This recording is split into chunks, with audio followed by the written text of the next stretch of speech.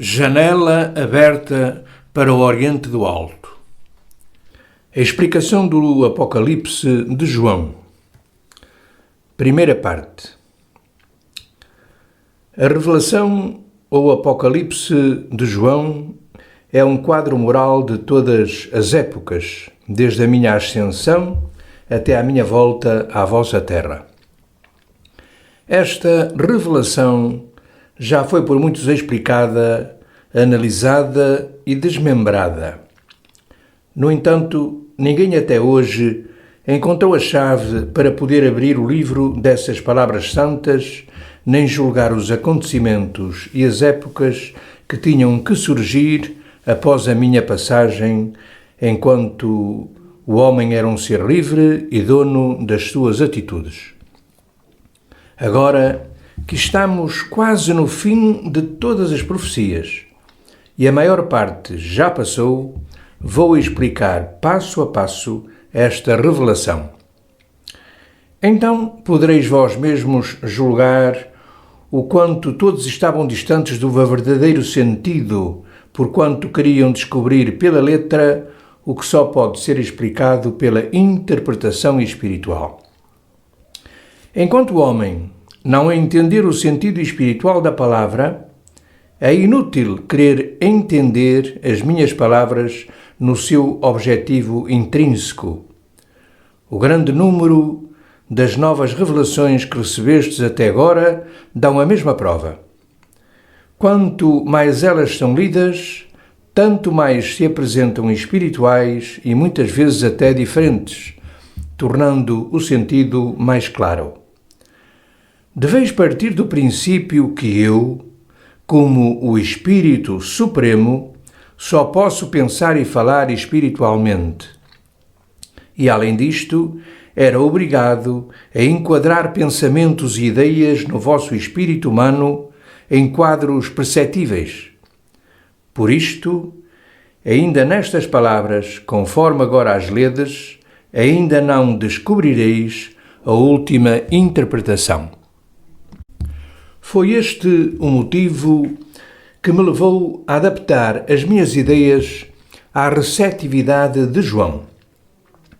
Se eu lhe tivesse falado de outra maneira, ele não me teria entendido, ou então teria interpretado erroneamente as minhas palavras, ou ainda não teria coragem de anotá-las com medo de ser vítima de um embuste.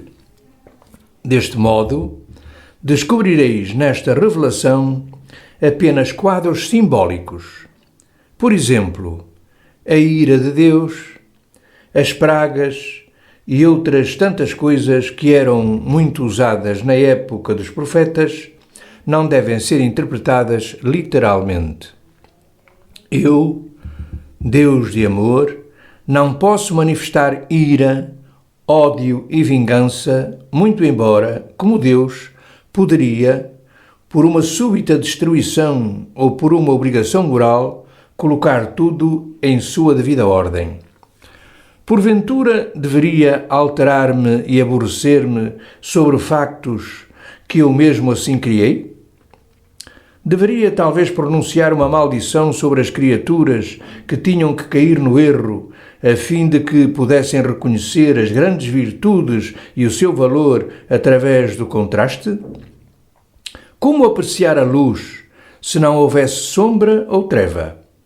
Como sentir a força benéfica do calor se não existisse o frio? Como entender a tão elevada virtude moral caso não existisse os contrastes? Como entender a ideia de um progresso espiritual se não soubesseis o caminho que leva para os erros? Daí se deduz que em todas as escrituras do Velho e Novo Testamento existem coisas que não devem ser interpretadas literalmente, muito embora contenham por toda a eternidade a grande semente do Espírito. Por este motivo, os espíritos mais elevados, inclusive os arcanjos, hão de encontrar cada vez maiores revelações à medida que evoluem e aumentam a sua compreensão espiritual. Assim, Todas as minhas palavras são um tesouro espiritual que jamais pode ser esgotado, porquanto sou um espírito infinito e só posso pensar infinitamente e falar de acordo com a minha índole. Comecemos, então, a analisar os capítulos. Os primeiros tratam, após a minha partida, das 7 comunidades que serviam como melhores bases para conter a minha religião ou a explicação do culto religioso judaico.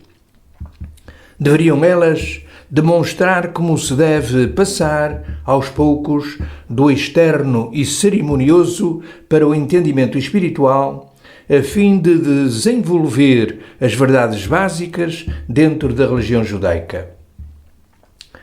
Essas comunidades, que consistem apenas de pessoas escolhidas, eram principiantes, portanto sujeitas a erros e interpretações errôneas das minhas palavras. Eis o porquê do simbolismo. Os membros das comunidades deveriam manter-se ao lado dos seus guias, que, como estrelas, anjos ou luzes, haviam de lhes mostrar os caminhos a seguir. Deste modo, as próprias comunidades, em união com os seus guias, também se tornariam guias para outras que ainda estavam nas trevas. Este texto foi extraído da obra Cartas do Pai e Ensinamentos, revelada por Deus ao profeta Jacob Lorber.